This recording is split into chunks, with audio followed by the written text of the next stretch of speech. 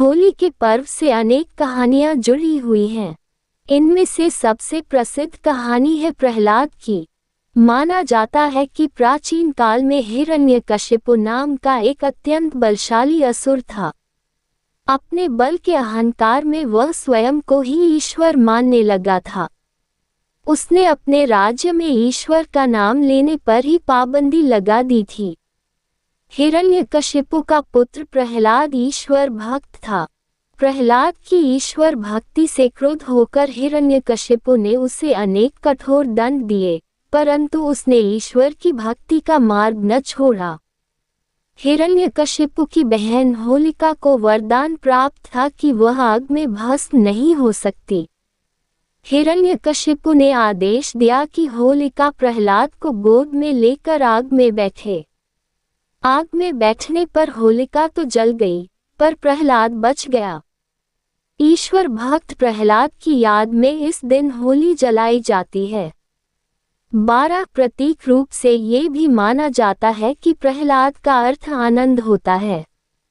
वैर और उत्पीड़न की प्रतीक होलिका जलाने की लकड़ी जलती है और प्रेम तथा उल्लास का प्रतीक प्रहलाद आनंद अक्षुण्ण रहता है। 13 होलिका दहन की मुख्य कथा। होली से संबंधित मुख्य कथा के अनुसार एक नगर में हिरण्यकश्यप नाम का दानव राजा रहता था। वह सभी को अपनी पूजा करने को कहता था, लेकिन उसका पुत्र प्रहलाद भगवान विष्णु का उपासक भक्त था।